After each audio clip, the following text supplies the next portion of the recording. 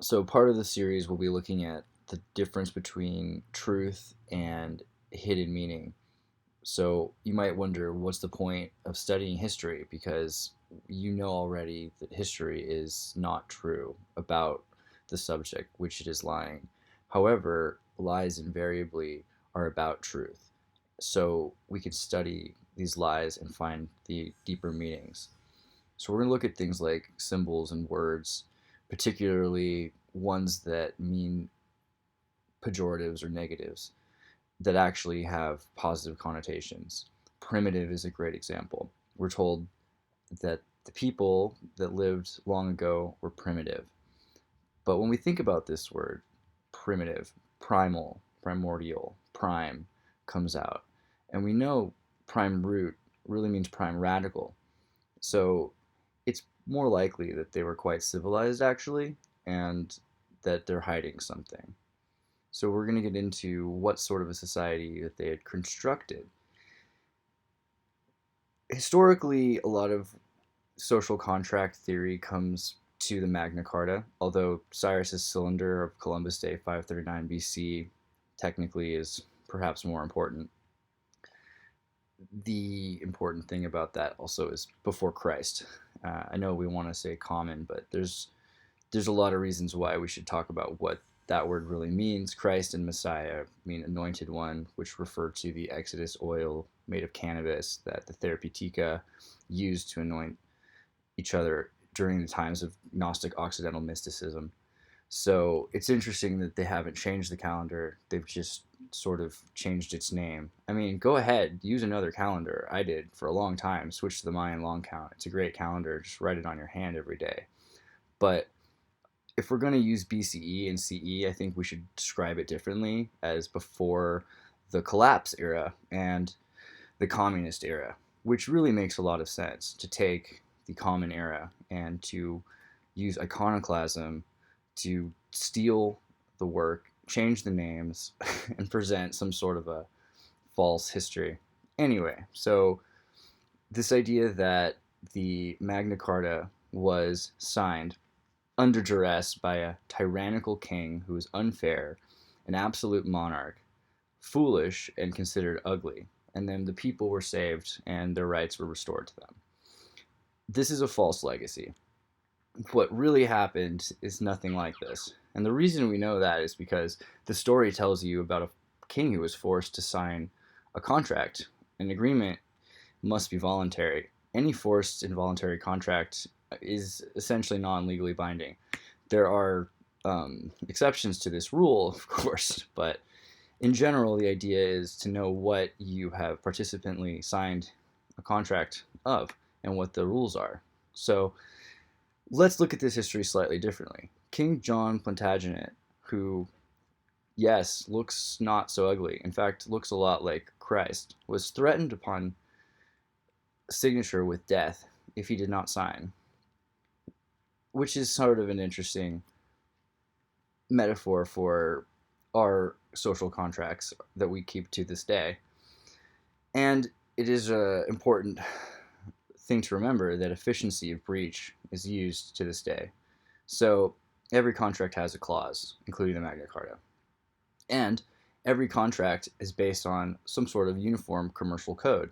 You can make a contract of your own, but if you don't, it's often assumed that you're using the Uniform Commercial Code. And in the Uniform Commercial Code, it is written that when you accept a benefit, you are obligated to accept the obligations and duties of that contract. For instance, if you eat a fruit in a store, you're expected to pay the price. And these are the agreements that we live for. It's part of relationships, which is a form of symbiosis. And there's many kinds of symbiosis, but essentially the concept is that the union gives strength. There's not just positive or negative symbiosis, but in general, symbiosis makes it possible for many different things to work together to become a larger thing. Sort of like the Siphonosphorae, which is a jellyfish order, actually comprised of 188 species of jellyfish, which could not live independently, but together create an inseparable duo, the body politic. And the human is in fact a body politic as well. This is why we use this term. We are a sea of many species, and the union brings us together into a form of hierarchy, and that complexity of specialization requires us to have a symbiosis. So there are types of symbiosis. Commensalism is a type of symbiosis where neither one is affected. Parasitic symbiosis is where one takes from the other and the other loses in the relationship. And there are a lot of parasitic relationships around us. And the parasites produce offspring, which continue to create new relationships and to live off of the larger organism. Parasites that practice lecherous occult and the destruction of our society in order to benefit themselves, to empower themselves, and to take away what little we have because they do not produce enough for themselves. And while they may think that it often is beneficial or at least commensal, it's often not. It's often parasitic. So a great relationship would be an example, a non-parasitic relationship would be an example of the wolf and the raven. And it's a relationship that goes back in the arts thousands of years. Into the Indo-Aryan times, there was a relationship between the Vikings and the tribes of the Scythians, and they created a trading empire, which allowed for nomadic persons to meet and citizens to meet in cities. And this allowed for an expansive empire that had diversity of race and religion. So often when people on the internet now are worried about the past, they say, Africa or Egypt or North America or Asia, and sort of exclusively, but we know that we were all connected at one point and that there was some sort of symbiosis. So looking around the planet, there are the ruins of all of these great civilization. There's these temples everywhere, and there are words and symbols which have been obscured but still leave remnants. For instance, Tartarian has the TAURI and ARYAN in the title. Also in the etymology, we're looking at words like territory, tariff, trade, barter, tartan. Just using your vocabulary, you can find a lot of words that are rooted in Tartary. And Sanskrit is a great clue for this because of all the Indo-Aryan languages that are rooted in Sanskrit, we'll find that Hindu languages like Hindi and Germanic languages like German itself have very similar words and terms and alphabets. For instance, in Sanskrit, Mama Nama means my name is, where mein Namen is, my name in German. So it's spread very clearly, and then you can see the differences in pronunciations. For instance, in Spanish, do you like bands? If you like the shoes, the Vans, I remember hearing, because B and V and D and T can often be exchanged. And spelling does matter in ways, because you'd rather be on a desert island with dessert. It also affects the way people speak depending on where they're from. This is how we know about the lisp of the Catalan accent in Barcelona, Spain, because the royal family. But it's not that confusing to see how they were able to spread this language so far. When you look at the planet from a northern projection of the pole, you can see how close these places really are to each other, especially with boats. So carrying this culture across North America, Eurasia, would have been a fast path. And we can see the records of Phoenician letters and Etruscan letters and the Roman, and we see how they came even from Sumerian, from the Tartary. So Kemet, which is one of our oldest records of African culture, it shows this as well. And while it is very clearly a African empire, worships, like the rest of the empires, something greater than themselves. So I'm not going to say it's, extraterrestrial, but there is some sort of sacred geometry that's worth noting. And I think that is a good subject on itself that is worth looking into. I recommend videos by Scott Onstott on the subject. Probably the best word to describe Secrets in Plain Sight, his series on the sacred geometry of reality. The word is definitive. It's just nothing I've found more. I would say you should buy his books. They're fantastic. I'm highly recommending his series. So, the history of the symbols of the Tartarian Empire are built into its structure. There were star forts across the land and sea. There were players in this game. That was an economy. And there was a banker system that brought things back and forth in a self-propelled civilization, which saw technology as worship. And this explains why they worshipped the propeller so much.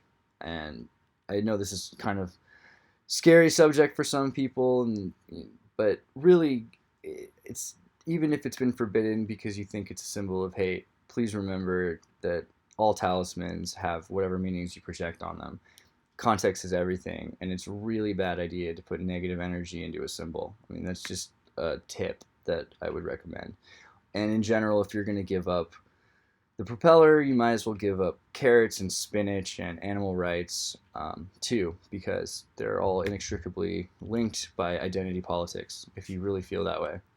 And a better thing to do would probably be to dismantle the hate and find the true root of these symbols. Of course, that's totally up to you if you want to give up propellers and vegetables. But an example of some people that do love the propeller and are not evil, as far as I can tell, are the Jains, who are a pacifist Hindu cult that goes back many millennia. It's a religion that does not harm. It won't even harm a tuber. Won't kill potatoes. Won't eat roots from under the earth. It will explicitly choose to eat vegetables blossoms and not kill the vegetables themselves. It's such an interesting religion, and definitely not one that is associated with hate or murder or supremacy, unless it's the supreme divine individual spirit. But this also shows us that there's this great colorful culture that spanned the world, and that it believed in this self-generating living fractal system, and that these symbols were lucky, and that they were powerful, and not just powerful in an esoteric or an engineering sense, but that those two are essentially the same thing. And so it makes all of a sudden so much sense why these two symbols are so inextricably linked, the star fort and the propeller swastika, because without them, they could not get from one to the other, and they could not defend the other with the other. But we're told that these are evil because they're old, and we've gone through an era of iconoclasm, destroying maps, destroying symbols, taking and replacing, often rebranding when possible. A great example, of course, is the symbol of fasces, which is a number of rods bundled together with an axe head at the top. And what is an axe head, right? It's a tool, very clearly a tool. It's not a weapon. It could be a weapon, but it's not. It's a tool that could be used to defend, but it's mainly a beautiful, elegant tool that can be used to craft, to build houses, to make fires, to defend, but mainly it's a tool. So it's an interesting symbol that they use to represent fasces as a number of fragile reeds that are together stronger when attached. And it's destroyed everywhere we go. They tear it down. They don't want you to see it. And it's not just ISIS that's destroying these icons. And it's not just in Europe or in Asia. Across the world, we're destroying everything we have of the past, whether it was about something good or not. It's being justified as if it's for this better future. So, a people that have a lot of imagery that somehow has survived are the Slavs, and it's not the same as the Soviets that you have seen so much of. The Soviet Union architecture is very specific, but in old country, there was a lot of beautiful structures. There was essentially the fairy tale folk cottage style that we think of from art books, but real. And these are some examples mainly of the inexpensive cottages, these wooden houses and cottages and churches that survived or were somehow, documented. But these are just the inexpensive, comparably to the large castles that existed. And we'll see peacock feathers and notice tattoos of sacred geometrical patterns and see that the Slavonic people were a great and cultured people, colorful, diverse, and part of the Tartarian Empire, along with the Scythians. The Scythians are a people that are remembered through the scythe today, which was their tool for harvesting. It's also considered the root for the Sith, which is an interesting connection to the Bene Gesserit from Dune that Star Wars had manipulated into sort of a Disneyfied version. They're connected to the Aryans who had boats and long houses. Now, I know when you say Aryans, but really, yeah, it's okay to be Aryan. The Indo-Aryans are a group that they rose out of Mesopotamia and eventually went around the world, and they're known for their boats, which they have in Eritrea and they have in the Viking world. But is it not unlikely that they were just part of this greater empire that we now know existed in the same places that they traveled? And we see the examples of tribes which look like mixed between Scandinavians and Scythians or Asians. And it starts to make sense why there are so many diverse races in the last 500 to 1,000 years because of traveling by sea, even though the origin myth really described there being many less races, in fact. And so looking at the longhouses of the Pacific West coast of the North Americans, we can see that there is some truth to the official history that this Leif Erikson character had come from Scandinavia through Greenland to Vinland and discovered the New World, at some point making arrangements for trade with the Scythians, and that they stayed and created a cultural exchange that has lasted. And you might say that it could just be intuitively logic that they look the same, but I think the more you look at it, the more you see the specificity of their design is from this Malaysian, Indo-Aryan, American trade. And so we have reasons to believe that it's not just a land-locked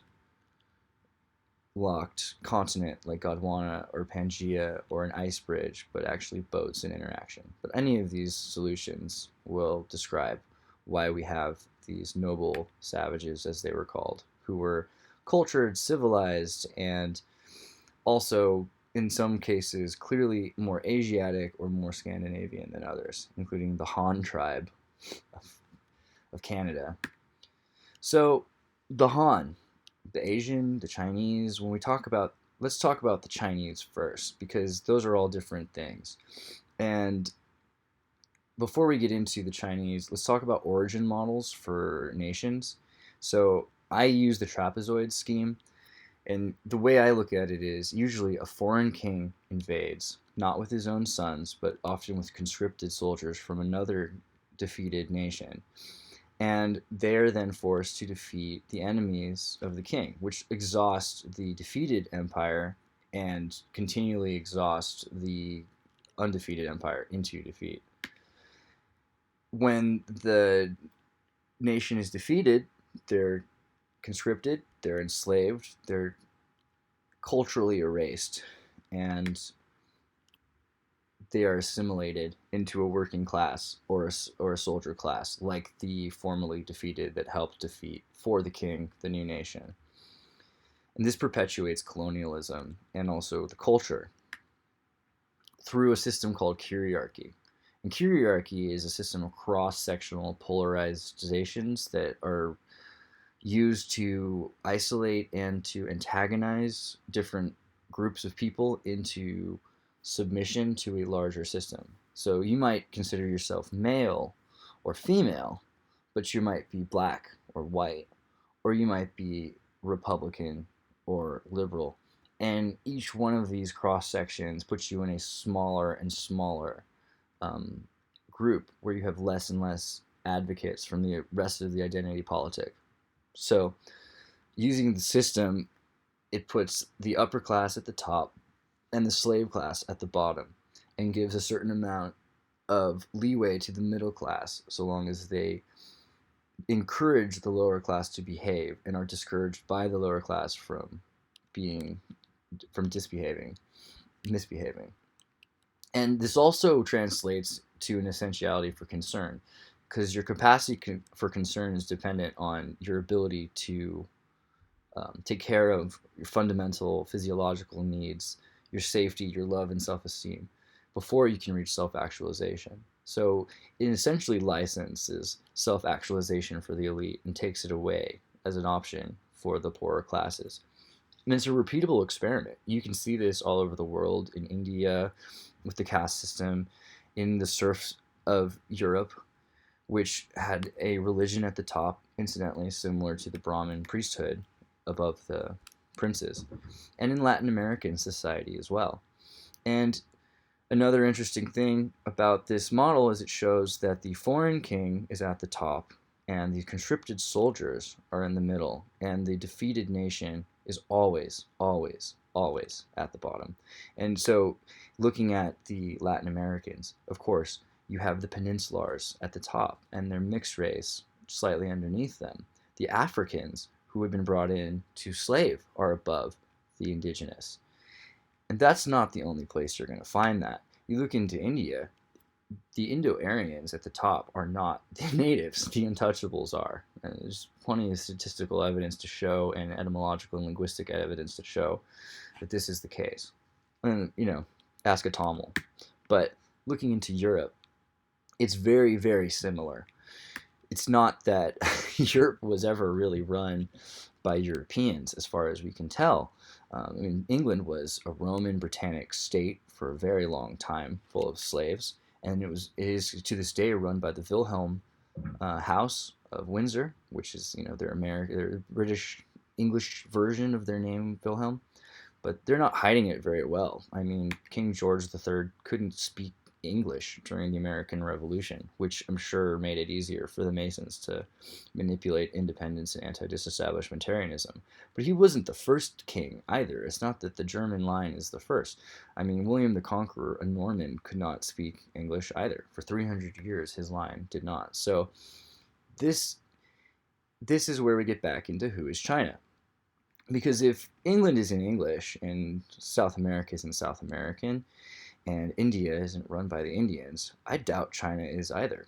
And there's 56 ethnic minorities that are listed, not counting the ones that are completely eradicated or in the process of being so. And they're fascinating, interesting people with great cultures. For instance, the Hmong people, who have some of the most fantastic magic that's still practicable to this day. And very, very much notice the peacock on her shirt as well, because the peacock you will find again and again. The Yi people, fantastically different designed clothes. And yeah, sure, she looks Chinese. The Sake people look pretty Chinese in this picture, but do their clothes. And that's a good example of the hidden culture. The Tibetans. There are remnants of conquered peoples in these Chinese. You've seen them become Chinified, but you have not seen them become Chinese. Ethnic cleansing does not fully work. And I know this is a subject that China is trying to say is, at very least, not to be talked about, whether or not it's true. But I would say that whether or not it's impolite, the evidence is honorable, that their homes have been occupied and their culture has been erased. And I think it's also important to watch the film Hero if you ever have the chance, which is a Jet Li film, a propaganda film from China that was released in the United States by Quentin Tarantino. And essentially it tells the story of the Chinese occupying the Chinese lands, and then I should go back to that. I'm sorry, I will go back to this point. But basically, in China, there was a rain of arrows and a burning of all the books and the destruction of all the culture. And the question is asked, if all of history was erased and only one single symbol from your culture could be saved, which symbol would you save? And this is like, these are the sad feels I get. Like, honestly, I can't help but feel for iconoclasm. That's something that really gets me. I think about the hidden Christians of Japan that were unable to admit what they believed for hundreds of years under threat of being crucified upside down. So we'll get back into that. Let me go a little bit further back, though, because I skipped forward to talk about that movie. So, how do you murder a mandala? And here's an example of a suppressed culture in China, is Tibet. And Tibet is well known for being civilized and occultic, esoteric.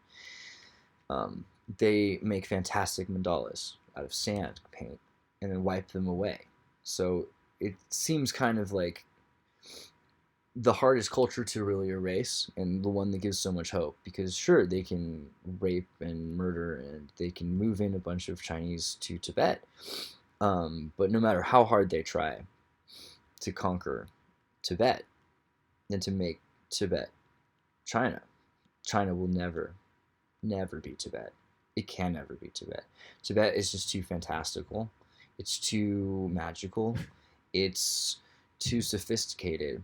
And I don't mean to take those words and say that they are exclusive to Tibet, as China has a fantastical, magical culture of its own. But it isn't. It is separate, and it is different. So there's also the connections between Tibet and Egypt, which are, the Book of the Dead. It's not the only Book of the Dead, and the beliefs in chaos and order and Saturn and the moon. There's enough evidence to show a West Coast connection between the same Shintoism of Japan and the Book of the Dead of Tibet and the Book of the Dead of Egypt and the Book of the Dead and the Day of the Dead in Mexico. So the next thing we were talking about, the hidden Christians of Japan, where Japan had believed Jesus had actually been. Then there was a giant war, which ended up in the destruction of the Japanese Christians and the hiding of the Christians. The old ways are remembered. Anyway, these are allegedly the real Chinese.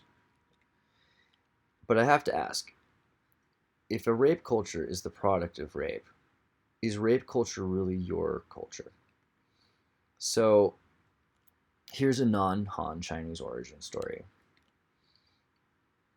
There's another China, and it's worth knowing that China. So, in Shin's land, these are the Chinese conquering invaders. This is the Great Wall to keep out China. These are the Han that got into the wall.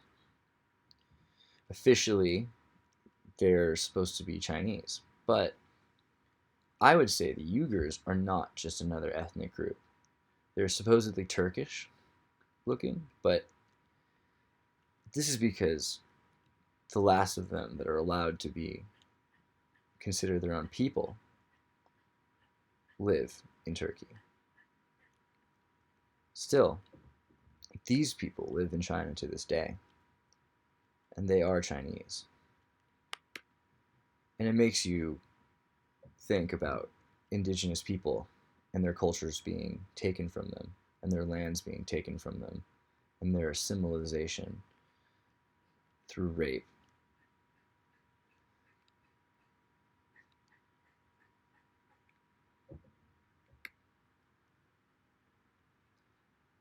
And the Chinification, this is the conscripted soldier, and this is the outcome. And it's repeated again throughout history. Here's an example of a Mongolian now dressed as a Soviet soldier right before the greatest tragedy of World War II, arguably, was the lost women of 1945, where so many women and children between the ages of 13 and 80 were raped, an entire race created.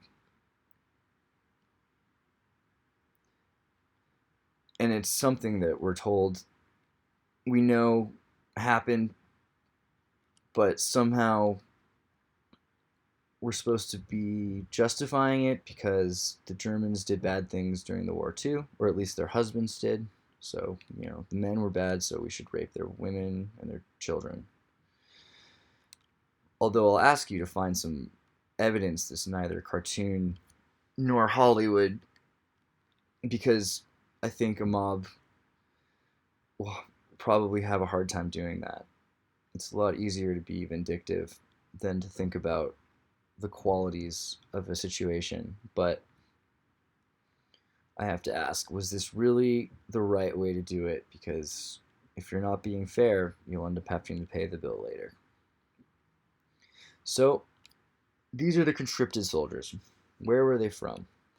Well, the Koreans are called the Han, and this makes a bit of sense because the Koreans are a people, a very great people, a very magical people, a very rich culture that worship the moon and the portal and have been divided, oppressed, yet have been always unified regardless of this effort that's been put upon them.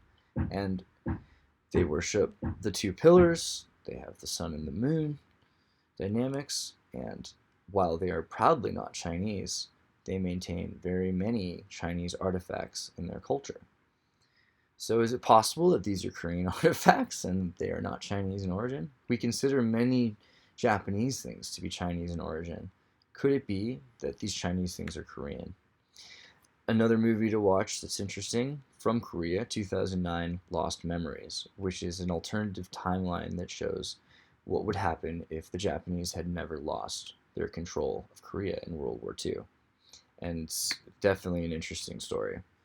But it could very well be that there's an effort just to confuse us about history, and that Marco Polo was right all along, and that, in fact, Chinese were not Chinese, but Persian before the Han, before the building of the wall in the Great War in the 1600s.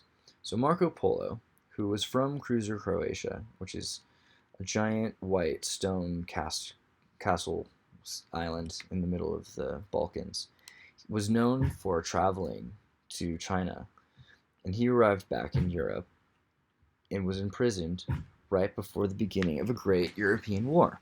And his stories were dictated in prison about his travels through the Tartary and into China, where he eventually met Genghis Khan. And Genghis Khan is, until recently, not depicted as a Chinaman. He's never a Han. He's always a redhead.